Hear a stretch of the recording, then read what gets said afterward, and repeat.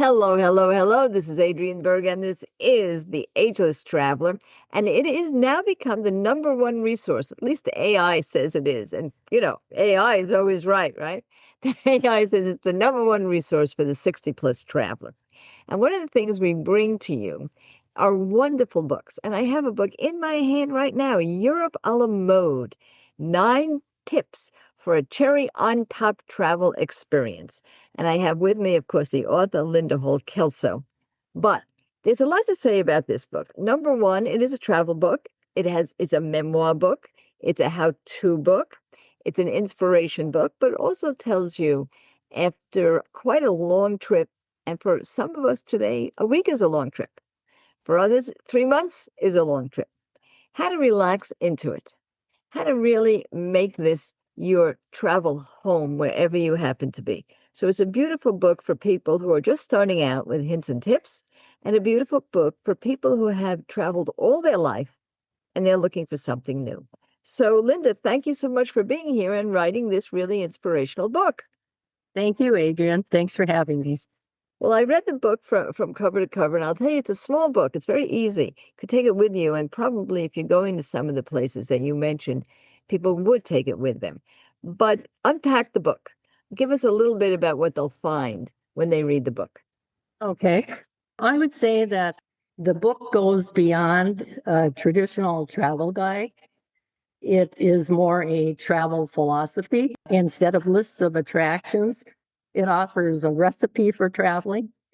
It has 9 key ingredients for putting the cherry on top of your trip.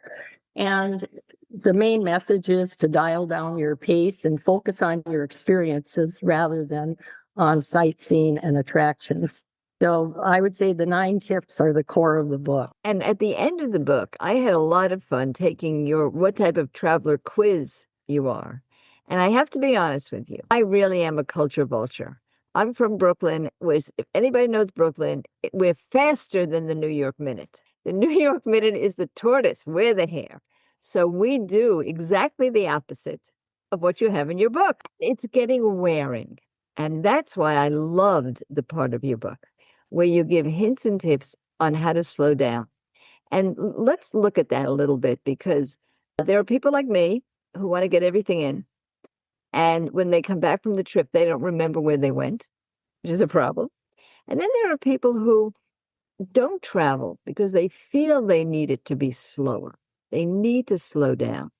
And they wonder how it will be for them if they're traveling slower. So inspire us with some of the wonderful hints and tips you give for simply slowing down. By slowing down, I think what really happened to us is we felt like we were living there instead of just visiting. We sort of soaked up the atmosphere. We lived like a local instead of being a tourist. We actually created a routine where we did certain things every day, like the locals might do. For instance, going to the laundromat, shopping at the market. We even went to the hardware store. We went shopping for golf balls. I mean, we did all the things that a local person might do. So I guess one of the things that really makes me think about my destination is I think to myself, could I live here? And in most of these places, I felt like, yeah, I could live here. And it's mostly because I got a feel of the place and the people that live there. Now, in your experience, how much language do you really need to feel like you're a local in terms of really making that recipe work for you? I don't think you need a lot. I think you need a few phrases. I mean, I have a minor in Spanish, but it's been so many years ago and I make mistakes with my language. I think the main thing is that you try. And if you just know the basics, hello, goodbye, thank you very much, they're going to appreciate that effort. I don't think you need to be fluent. And every place we went, everyone did speak English. You know, one of the chapters in your book it's about walking and making sure that you do walk. It's very interesting that every time I speak with a travel journalist, a travel writer, they all say the same thing. The first thing they do is go walking in the neighborhoods. That's the way they travel first. And then they go to the big sites and so on. Now, it seems like in your case, that's exactly what was important to you. And what is that part of? Is that part of feeling that you live there by actually walking the actual streets? Well, We didn't actually plan this. We planned our itinerary. I spent months figuring out our itinerary. I booked all of our lodging. I don't like to go someplace and not know where I'm going to stay. But other than that, we had two reservations. One was for La Sagrada Familia, and the other was for the Picasso Museum in Barcelona.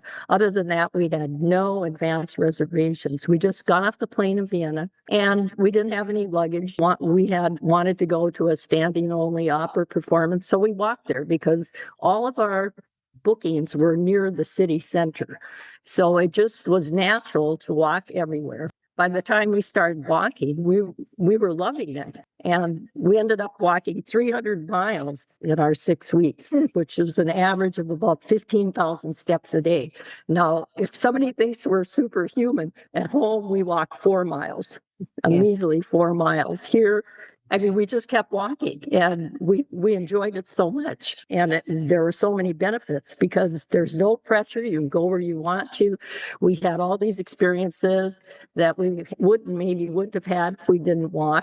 And yeah, I can't say enough about it. And I think if you're an active adult and you don't have any mobility issues, you should go for it.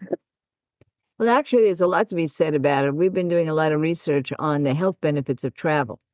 And one of the major ones is walking. It actually changes the mitochondria, which is the sheaths around your cells. So walking is one of the great benefits of travel.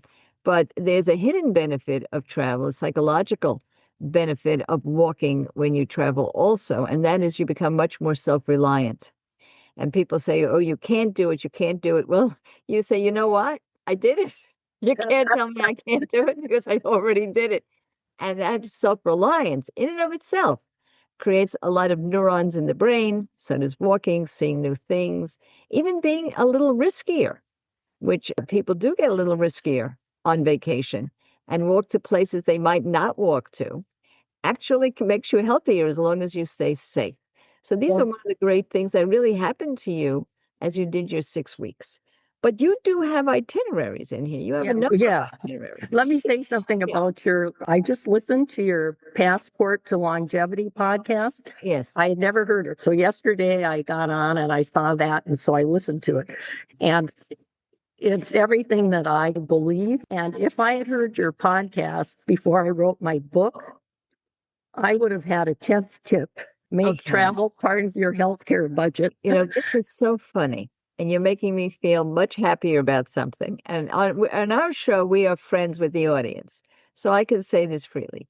I'm auditioning to speak on Cunard Cruise Lines. I have no idea if I'll be accepted. And one of the things that I am telling everyone in my Passport to Longevity presentation is really just that. My first question in my speech, which I haven't made yet, is where would you put your travel expenses? Would you put it under healthcare or under leisure and entertainment? Believe me, the answer is both. And that's just what you just said. Tip 10. You cannot imagine what it really does for your health. Yes. Let's go to your favorite itinerary. And then I'm going to ask you, because you have a wonderful travel companion. We'll talk a little bit about marriage travel. I've been married 55 years, and some people say if you travel with someone and it works, then you know it's going to work. Some people say, forget it, it'll break up the whole relationship. But before we delve into that, tell us your favorite itinerary, because you do present very clear itineraries for Europe a la mode. Favorite itinerary, I would say, is in Portugal. We had heard a lot about Portugal. In fact, we had planned a 14-day trip to Portugal before the pandemic, and then we had to postpone it. And by the time the pandemic was over, we were retired. So we thought, why just go to Portugal? But Portugal was the main thing we wanted to see because maybe 20 years ago, we actually thought about moving there because we heard there are a lot of expats and it was inexpensive. So it's always been on our list. So when we got there, I mean, I could live in Barcelona, I could live in Nice, but I love Portugal. I love the Algarve region because it has so many little coastal towns that you can travel to by train. And we stayed in Faro for a week. That's the capital of that region. Yes. And we felt right at home. I mean, we had our little restaurants we went to. We got on the train and, traveled to this little town and that little town. So, yeah, I would say the Portugal itinerary was my favorite. Well, it is a beautiful place. It's a place where I learned to eat a long time ago. I used to gobble everything up. And now I actually do have three small portions, but each one is delicious. So I could say I learned to drink in Switzerland and I learned to eat in Portugal. Now, on a more intimate level, you're not traveling alone. And some of your wonderful memoirs, by the way, and everybody should know that this book is riddled with memoirs and stories that happened during the trip, had to do with your husband.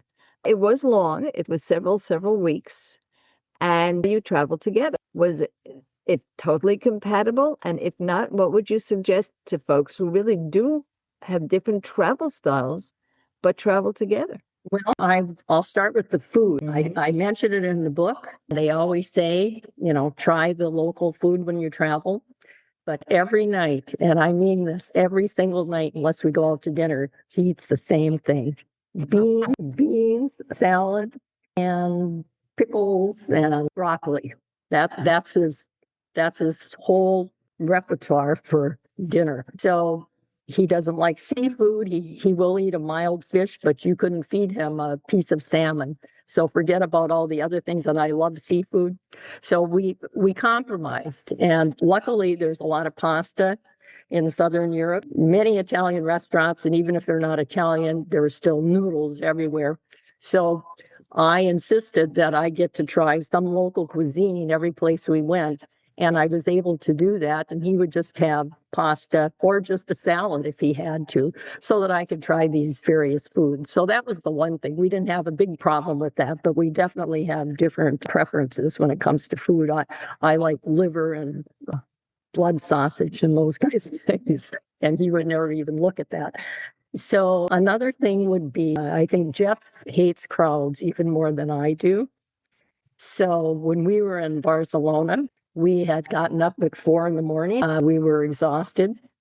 We got on the main drag, La Rambla, and there were so many people that we thought we were going to be enveloped by the crowd. This was in July, so It was in the height of the tourist season. And Jeff was very grumpy, and that would be an understatement. But the next day he was all rested, and we walked 30,000 steps in Barcelona. And by the time we were done in Barcelona, he said, I love this place. So I would say that a little quiz you have in the back of your book, it's not scientific, it's not, 100%, but I think it's a great talking point. If you are traveling with someone else, and it doesn't have to be a spouse, any person that you're planning to travel with, or even in a little group, it'd be wonderful to have a pre-trip discussion, asking some of the questions that Linda asks in her quiz, where you kind of see what your travel personality is. And it would be very interesting to do that with somebody you're traveling with, because you can see the differences right there. And that might identify some of the things where, as Linda would say, you have to compromise. So I really loved that quiz, not only for what it told you about yourself, everybody wants to know about themselves, but just as a catalyst for better travel with other people. And you're going to even do that with your kids and your grandkids. So that was very, very lovely. I liked it a lot. When we come back, I do want to talk about two things. One, you mentioned, nobody should laugh, and that is the laundry, because it is the number one issue when people think about long-term travel, is what should they pack? They can't pack everything. And second of all, packing. And you do have hints and tips about that. So don't you guys go anywhere. We're going to take a long-term trip with somebody who's done it on the ground. Europe a la Mode is her book. 9 tips for a cherry on top travel experience with Linda Hall Kelso. Don't you guys go anywhere.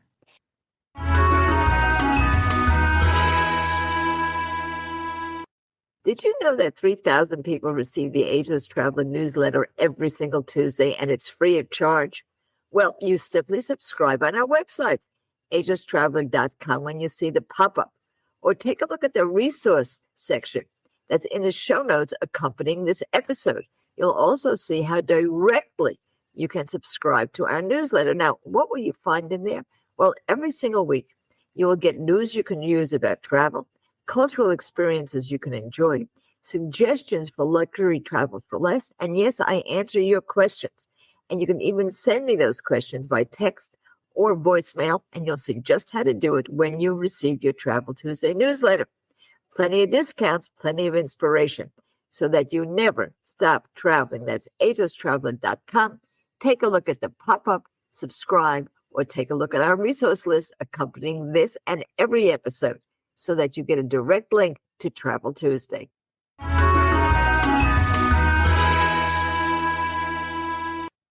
And now we're back, and we're taking kind of a fun trip. This is all Europe, and right now we are all concerned, as Linda discussed, about the crowds, about safety, about the hecticness of getting off and on the plane. But at the end of the day, if you know you're going, the one thing we all have to do is pack.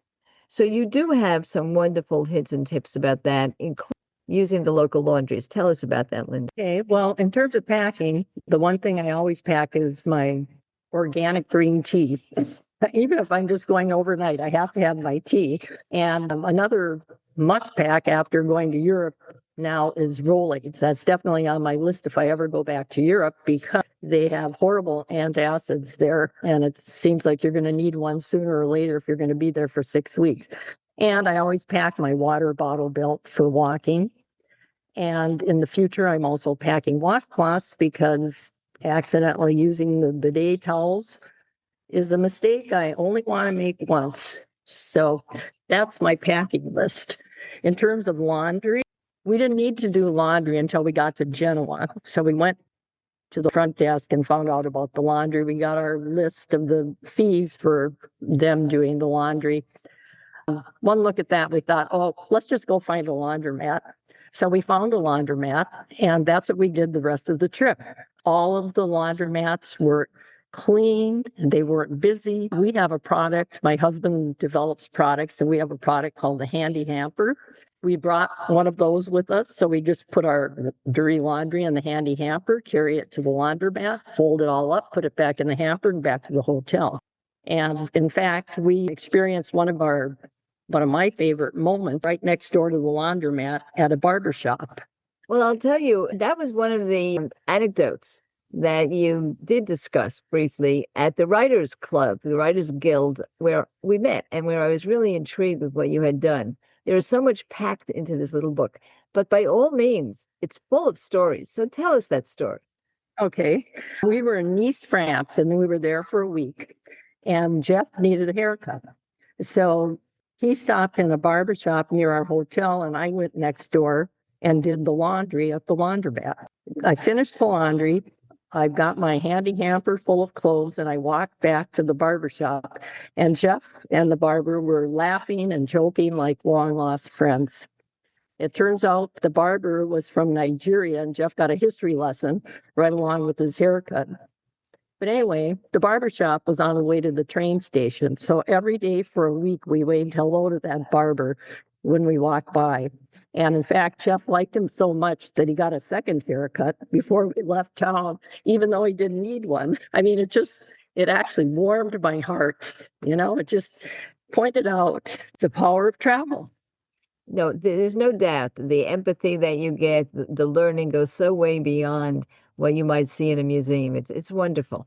But there is something in your book that's controversial. Let me bring that up, because I would say this is probably the least controversial book on earth, except this. You do explain that you don't always have to see the major sites, and you actually do say they can be crowded, they can be expensive, and here are all these wonderful experiences that you could have that are unique, that make you feel, as you say, like you live there. And my question to you is this. Would you be as happy with the 6 weeks that you've spent in all your other travel if you did miss, as you pointed out, the Picasso Museum or the Eiffel Tower? Is it in your bailiwick to say, you know what, particularly to young people who are just beginning to travel, you don't have to make the major sites first? Because right now in travel, the major sites are not only costly and crowded, but they're also closed. It is very difficult to see Venice. Very difficult to see some of the very big places that everybody wants to see, because they have to limit the number of people who could see. So what would you say to that? How important is it to come home and say, I did see the Met, as opposed to I walked around the neighborhood? I think it depends on the person. I have to say, I was in Paris many, many years ago, and I think I'd feel like I missed out if I hadn't seen the Eiffel Tower. There are just some things that you feel like you want to see, and even if it's crowded, and even if it would be onerous to go there, if it's something that's been on your list all your life and you want to see it, I think you should go for it. You just have to know what you're getting into. Now, in terms of feeling like you lived there, you were there for several weeks. In your own estimation, how much time does one really have to spend? Can you feel like you're part of the community in just a few days, in 7 days? Does it take the 6 weeks going to a variety of places in Europe? The next time you go, how long do you think it would take for you to feel that you're part of it, not just a tourist, but a traveler? I feel that a week is a good starting point. We only stayed a week in two places, and that was Nice and Faro. And we definitely got more of a sense of feeling like we lived there in those two places. On our next trip, we're thinking we don't want to do a bucket list trip anymore because we've been there and done that. So we're thinking 2 weeks. Actually, we're thinking 2 weeks, like in Porto and Bordeaux, two major cities. Still, relaxed, not rushing around, but having enough time to get a feel for the place. It's really so important. Now, we have something in our Travel Tuesday newsletters we call culture vulture around the world. And it can be museums, it can be festivals, it can be theater. Did you have the opportunity to go to local entertainment? What did you enjoy when it comes to performances? Right. We tried to sample the music and the art in every location. We went to Fado in Portugal. We went to flamenco in Madrid. We went to opera in Vienna. We heard street opera in Barcelona. In terms of museum, well, then we went to, took a look at all the Gaudi architecture in Barcelona, also the Prado Museum in Madrid, and the Picasso Museum, Chagall Museum. It's not all of them, but I think we got a nice sampling of the art and music scene, and we made a point to do that. If it had been up to Jeff, he probably wouldn't have cared about the art, but I dragged him along. Yes. Well, all of this is in the book, by the way, and a lot of it also tells you how to see it, when to see it, and so on. So as I say, it's a narrative, but it also is a guidebook in and of itself. Now, when we come back, I do want to talk about the inspiration for writing. As I was reading the book, because I've traveled so much, there was very few places that I had not seen. And many people had the same experience that you had, but they don't become writers. So when we come back, I want to talk about that part of it. What inspired you and supported you in taking your European experiences and translating them into a book like this? Don't you guys go anywhere, particularly if you've ever thought, hey, I could write about that too. We'll be right back.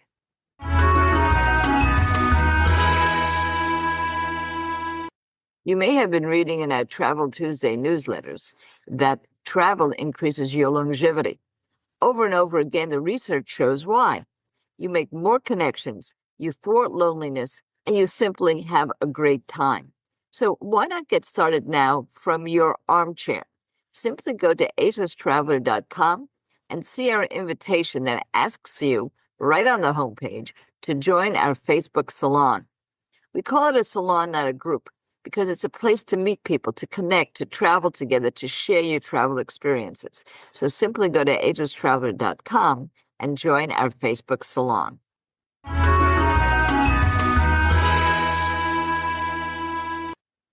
And now we're back, and we're really talking about a nifty little book, Europe a la mode, 9 tips for a cherry on top travel experience. And it's 9 principles, philosophies, the author Linda Hall Kelso calls them philosophies of travel, that really lit her up and made her and her husband a lifelong traveler.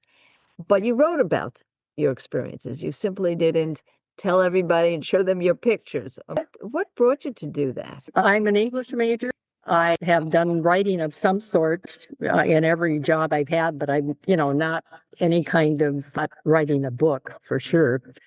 But I thought, sure, one day I'll write the great American novel. Well, that didn't happen, but I came home from this trip and Jeff and I started talking about what a great time we'd had. It was just the best experience we've ever had. And I started thinking about why was that. And I came up with 9 elements that really, what I call, added that little extra something to the trip, like a scoop of ice cream on a piece of pie, thus the a la mode, or the cherry on top of an ice cream sundae. That's why there's a cherry on the cover. And those 9 elements were like ingredients of a recipe. So I thought to myself, this could be my book. I mean, I should write this down because I didn't know this when I left. How many other people know these things? So I gave it a shot and I had fun doing it. Well, it's really lovely. We did talk about one of those ingredients, which is the walking ingredient. But another one that is something very dear to my heart is day tripping. Tell us a little bit about that. Oh, day trips. Yeah. We planned our itinerary really around day trips. 7 out of the 9 destinations that we went to, we decided to go to with day trips in mind. One, for instance, was Genoa. If it hadn't been for day trips, we never probably would have thought of Genoa. But from Genoa, you can take the train to Portofino. You can go to Cinque Terre, to the 5 villages there. There are other places you can go. Those are the 2 places we went. And I love Portofino, not to live there, but to visit. It was, sort of an eye-opening. You hear about this swanky place, and to actually be there and sit there and be sipping tea on the harbor and looking at all the yachts. So we never would have made it to Portofino if we hadn't gone to Genoa. France, we're in Nice. From Nice, you can go to Monte Carlo. You can go to all these towns along the French Riviera. And Portugal, same thing. A lot of day trips from Portugal. Yeah, so many people do select their location for that location. But one of the great points that you make here is select a location, and sometimes it could be a place where actually the cost of living there is lower. The hotels are lower because they're not the quintessential places that people go. It's not Rome, it's Genoa. It makes a big difference because you can take these fabulous day trips. So it's really an important hint and tip. But let's go back to your story for a minute because another one of the ingredients is it's the experience. And you've had some little experiences, beautiful little moments that point that out. One of them, you talked about doing the dishes in the sink, but let's talk about some of the small experiences you had that have made such a difference. Well, I have a little, what I call a travelogue or a little essay at the end of each chapter or each tip. One of them that makes me chuckle is in Venice. I agree that you should always try the local food. Yes. But for some reason, I love an American breakfast. So we were in Venice and we spent the first morning there walking all around through all those alleys looking for an American breakfast. So we stopped by this place called the Timo Wine Bar. We thought, once we got there and saw the sign, we thought, we're not going to get a breakfast at the wine bar. But then this lady comes out and she asked if she could help us. And we said, well, do you serve breakfast? Yes. Can we take a look at the menu? I am the menu. I'm the menu, she said. So we said, okay, we ordered our breakfast. We had a great breakfast. You've learned. Right. So, I mean, that's the kind of thing you do learn. That's so important. Yeah. Now, since you have behind you what you have learned, what's the next steps? Will there be another trip, another book? What are you thinking now? Actually, I am working on a book. And this one is about, well, it's another travel memoir, but it's about traveling to pay the bills and all the unexpected adventures we had along the way. We had a couple of financial setbacks in our lives, and we had to actually travel to where the work was. We had to go to Asia. Jeff had to reinvent himself as a offshore manufacturing expert in order to get consulting work. And we had to go wherever that consulting work was. And it happened to be in Hollywood, the Bay Area in California, Las Vegas, Phoenix, all in the western part of the United States. And I have a collection of stories that I'm working on. We lived with 2 rescue donkeys at an Airbnb. We met 2 brothers who called themselves Handsome and Double Handsome. There are just all kinds of stories about what happened to us along the way. And it's a travel book, but a little different than Europe. Yes. I have been, I guess I'm going to say disappointed because I love travel and I love people who travel and I love people who love to travel. We got all these loves in here. But I meet a lot of corporate people who had to, as you say, travel for work, travel to make money. And to me, it sounded wonderful. I've been to Asia, they'll tell me I had to then move. After 2 years, they sent us to Europe. After 3 years, we were in Indonesia. And the next thing they say to me is, I'm traveled out. I don't want to travel anymore. I traveled too much for work. Those are the exact words. I get it all the time. I've traveled too much for work. And that just breaks my heart. And it doesn't seem like that happened to you. What is the disconnect there? What would you say? Because I was not in the corporate world. Nobody ever paid for or forced me to travel. I wish they would have. So I had nothing to say to that. It just seems odd to me. I would think it whetted their appetite to see more of the world. But for you, and you've had both experiences, what would you say to that? A little different when a lot of people have to go to the same place over and over again when they travel for work. And they have an idea of what to expect because they've been there before and done that. The travel we did, we were always going someplace different. It wasn't any place exotic, but it was a totally new place. We lived in wine country. We lived in Las Vegas. We lived in Phoenix. These places are sort of mundane, but every place has its own experiences and its own highlights. So it never got boring for us. It shows. One of the things that I love about Europe a la mode is that there's an undercurrent of excitement in everything you write. It never, ever gets boring, even from getting the haircut, right, to doing the dishes, to meeting new people. And that's a beautiful attitude and a very healthy and wonderful attitude. Thank you. We're going to look forward to the next book. We're going to let people know that it's there because it will probably touch a nerve with a lot of people who have had to travel, as you say, travel for work, travel to make money, and what it meant to them. And instead of it being burnout, being a source of creativity, as it is with you, and inspiration. So we thank you so much. And I think a lot of people are going to be very, very interested in this little book. It is so easy to read and follow and has a lot of concrete information. Yeah, they can find it on Amazon if they're interested. We always have on the show notes. Amazon has been a blessing. In the old days, I had to put 300 different websites on the show notes. Now everybody's got their Prime and everybody. It's beautiful. We also do have a book page on our website, and of course, the cover of the book will be there as well. So this has been a delight and a pleasure, and in some ways a reminiscence for me because the places you've mentioned have been places I've enjoyed too personally. I'll get your 9 tips. And you know what else I'm going to say to everyone? This is the place to form a community. This is the place to tell me if you've written a travel book or you would like to write one and hear from some of the great writers, because everybody like Linda as well is generous with their time. We're all supporting each other here. So join our Facebook salon, get our free newsletter, Travel Tuesday. It gives you all the hints and tips and cultural information that you need. We have some terrific ways of even teaching you how to use AI to make a trip easy to plan or pack. And all you have to do is go to our show notes and you'll get direct links to all of our information, and never stop traveling.